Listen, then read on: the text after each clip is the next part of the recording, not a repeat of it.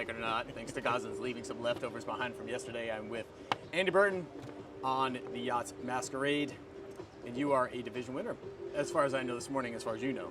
Division second place. Second. Class winner. Class winner, sorry. It is technically almost 1 minute away from noon. By the time you get finished pouring, it will be noon. Perfect, I like it. Okay, so let's do this. So while I'm going for here, tell me, this Masquerade, I know I've sort of been following you on Facebook. On the you put a lot of time up at Safe Harbor, NEB. Not NEB. NEB?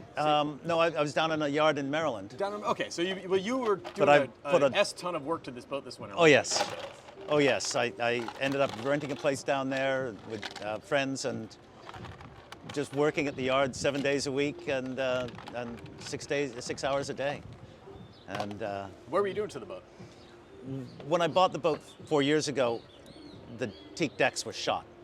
Baltic Yachts, so they'd had teak decks. And you know, when Baltic built the boat, it was great. But after 20 years of being cleaned with two-part cleaners, the decks were really, really thin. So I took off the teak, and I knew I was going to have to do it. I took the teak off and all gripped the decks. And they came out brilliantly. The guys on the boat, on the race, did their best to scar the decks and all that, and didn't. The paint held up really well. So they look like $1 million. So it's great. $1 million, almost like this pro pour I just. I noticed that. How about that, huh? Looks like you've been practicing. A little bit. Yeah. All right, here you go. Well, cheers on an amazing race. So let's hear about it. What I think those of us looking at you sailed a pretty darn good race, and you have probably delivered boats on this stretch of water for decades, right? And I probably sailed between Newport and Bermuda. Well, I know I've more than 100 times. Right, exactly. So you could potentially sail this race with your eyes closed if it wasn't so tricky. But anyway, let's walk us through your race and your division. So Finisterre division is cruising class, right? So we started with full fuel, full water tanks, plenty of provisions, and plenty of accoutrements, and sailed cruising class. There was I sail with racers, and as you know, I'm a racer myself, but we had a discussion before the race started that sometimes got kind of heated about taking the Dodger off the boat, and I ended up putting my foot down and saying, we are sailing with the Dodger. As a skipper, I have made an executive decision. And so we sailed with the Dodger up, and as you know, the start was just a bit gnarly for us. It was amazing to watch them. Oh, it was fun. Yeah. It was fun. And 5 minutes after the start, everybody was way in favor of the Dodger because we had green water coming over the bow, and some of it made all the way back to the cockpit. And so that was cool. We had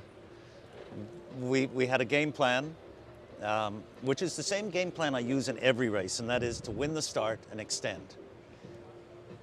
This race, unusually, it actually worked. So that's what we did. We had downloaded Predict Wind, and we had some communications from between the computer and the Iridium, and we couldn't make it work.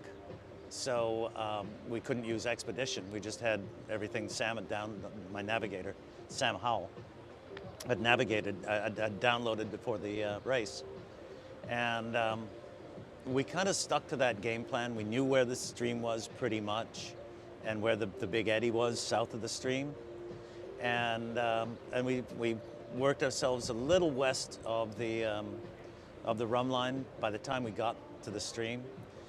In fairly light airs, not too bad. We had a really lousy patch there for a while, but we got to the stream. It pushed us east to the rum line. We crossed sailed the eddy on the rum line, getting good push for, was 90 miles or so. That's convenient. Oh yeah, and then in the process we broke the spinnaker. Ripped the head off, ripped the one tape, the green tape, one side for all the way down, and the red tape for halfway. So that was, we couldn't use the spinnaker anymore. Which spinnaker was that? The only spinnaker we're allowed to carry. It was an asymmetrical.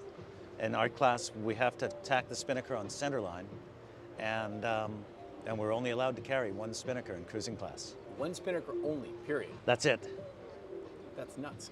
Well, yeah. It is what it is. I only own one spinnaker, so it's you know, I think it's fairly convenient. Well, that simplifies your sail changes. Or at least I used to own one spinnaker. So so how many miles into it were you when you lost that sail? oh, we're maybe Roughly. I don't know, 100 miles, 150 miles into the race.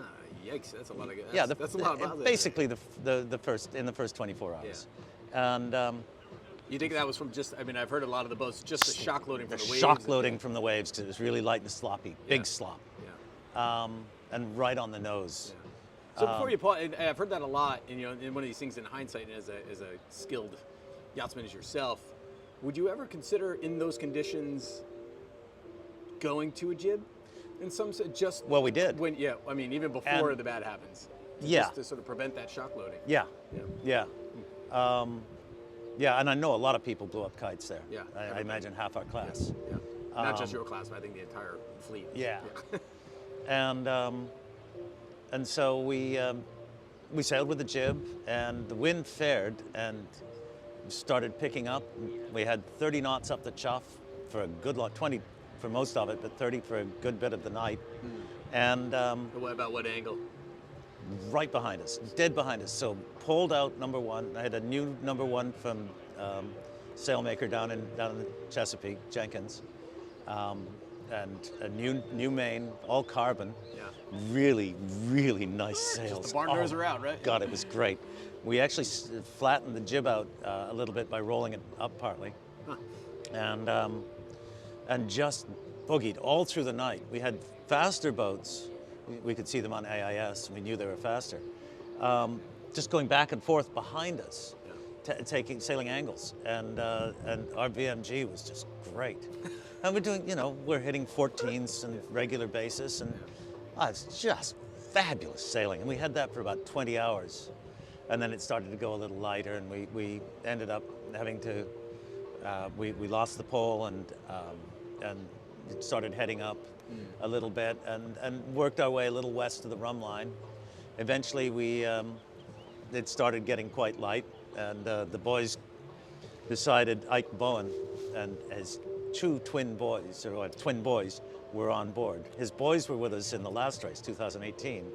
Ike joined this year, and Ike was a former sailmaker, works for Contender now. So he got out the sail repair tape and said, we're going to put it up and it's going to explode, but at least we gotta try. Yeah. And we put it up, and they were down there for hours. We put it up, it didn't explode, and so we were able to hold that. We jibed, we got out, we started getting west, and we started getting lifted, so we jibed, and we're pointing a little above the island. We got headed a little bit, and ended up jib reaching towards Northeast Breaker, and then bore off, put the kite up around Kitchen, and just great. Finished the race, and we'd been watching on AIS and Yellow Brick where everybody else was, and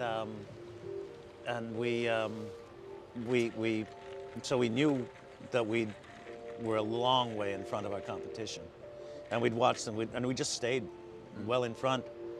I think it was one of those races where the rich got richer, and we just got out in front at the start. I think everybody else in our class had to tack to make R4, and we just sailed along. When we got to R4, we had sheets eased, and the boat points like it's just a wonderful, wonderful boat. And it was great.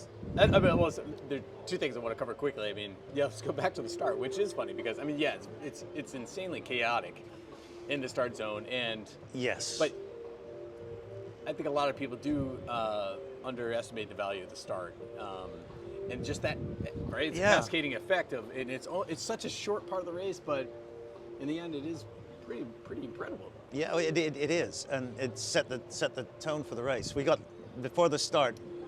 we reached in because before the start we got luffed up by somebody motoring from a different class who really shouldn't have been there.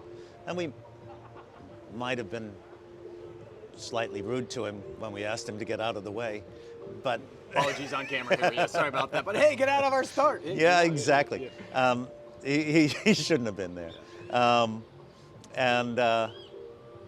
Yes, but we shouldn't have been rude. It's now on record, your apologies. Yes. So we're good. Yeah. Good. And but we wanted to be at the boat. We looked at the wind angle and we wanted to be at the boat and you know, win it if we could. And you know, we did the shields and the laser thing. You know, we got behind the boats. We made sure we weren't hooked. We got behind the boats that were pretty eager. We did a couple of speed weaves, but we pushed them. So they ended up down the line. Yeah. Just, you know, they wanted to stay ahead of us. They didn't want to let us get inside them and all that. I don't know why they didn't realize they didn't have that we didn't have rights, but anyway, they let us do it. And so we were 10 seconds late at the boat and hardened up and just started pounding along at yeah, you're right at that eight or 9 knots. Yeah, the bay is just nasty right there. Oh yeah, with the big ebb against the wind. Yeah. Oh, it was just big waves, and the breeze was blowing from the southwest a long way out. Yeah. So the waves had a fair bit of fetch. Yeah. And so we were burying the bow under some of them, and it was Sporty actually start. Yeah. It was sporty, but you know, with just slightly cracked, Yeah. and you know, trapped down and eased on the jib, and you know, 3 inches or 4 inches and eased on the jib, and just boogieing, and it was a lot of fun. It was a lot of fun. It took a lot before somebody else got a chance to drive. Yeah, you said it just everybody exhale and you're like, all right, we're on the track. Yeah. We got around R4 and we got there, and we, you know, a while later we ran out of breeze, and we're just flopping around with one of the double-handed boats, Prevail, a Sigma 41, and we had a hell of a time getting by them, which was a bit disconcerting because there's absolutely no way a Sigma 41 should be able to hold us off. And we saw that Sigma 41, double-handed boat, right? We saw that Sigma 41 for about 2 days on AIS. Those guys must have said, I found one of the guys in the check-in, and I just essentially genuflect in front of them because they sailed a brilliant race. They sailed the boat brilliantly to keep up with us. And, you know, they were ahead of most of our fleet. Just great. Cool. Oh, yeah. Yeah, well, it's funny, you know, there's that old saying, right, you make your own luck, but, you know, in some ways, it seems to me, as you tell your story, there's 2 key luck moments, obviously being able to sort of have the open door at the start, but do you think in some way, in hindsight, it was fortuitous that you blew your kite up in terms of, how would the race have eventually sort of played out differently with the kite, or would you end up sailing the same angles? I think we would have sailed pretty much the same angles. Okay. We would have had it up sooner when it got light again after the downwind stuff. Yeah. You know, one of the things I want to mention is before the race, I put together a team, and I lost 2 guys because they weren't vaccinated. Late in the game, like in May. As it happened, 2 of the guys that I had on the boat last race in 2018, when they were Mass Maritime cadets, realized that they weren't going to be on their ships in time for the race. And one of them, right after I found out one of the guys wasn't vaxxed, one of them got in touch and said, hey, Andy, if that offer is still open, I'd love to come on the race. And then about a week later, I found out another guy wasn't vaxxed, and these guys I hadn't sailed with. And his brother, who had been on the boat last time as well, said, hey, I'm available if possible. And then my watch captain said, Art Burke said, you know, what about getting their father on board? So, okay, instead of sailing with, and I said, great, Ike Bowen. You know Ike, don't you? Yeah. He's brilliant. I'll take him. Oh, yeah. I said, yeah, no question. We'll sail with 9. Yeah. And just have to find another life raft. Yeah.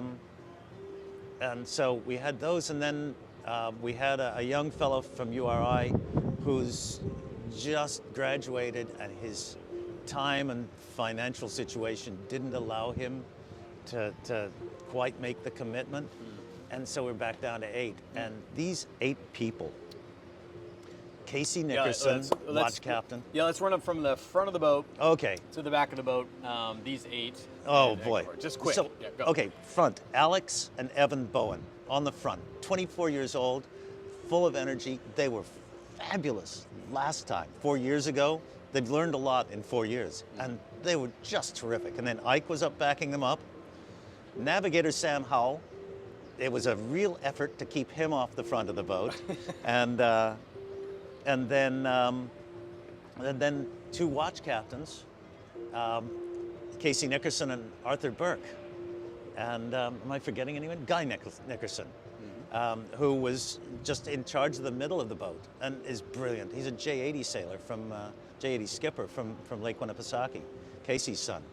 And he's brilliant. And so, you know, so I got brilliant sailors, but you can find brilliant sailors. Really, they're a dime a dozen. But having a group that you hang out with as a group after the race and before the race, that we enjoyed each other tremendously. I mean, it was hard getting sleep on the quiet sailing days because the guys in the cockpit, no matter who it was, were laughing and yucking it up and cool. telling sea stories and, you know, trimming sails. But the emphasis seemed to be on telling sea stories. Awesome. And it was just great. It made the race so much fun sailing with these guys that, you know, it's you know, the grin hasn't gotten off my face. And last time I had a great bunch, most of the same guys, and you know, we didn't do very well at all. But, you know, I had the same grin because of the people I was sailing with. And also sailing my own boat. What a trip. That's just amazing. You know, sailing Bermuda race on my own boat. Something as a youngster, I never The first time you've done it on your own boat? 2018. Right, okay. Well, I think we should probably close with that said to, your name is on the entry list. Yeah. But you do nothing without your crew. That's exactly it. So here's one for the crew. Cheers. And congratulations on your win. Thanks, Dave. That's good stuff. Mm-hmm.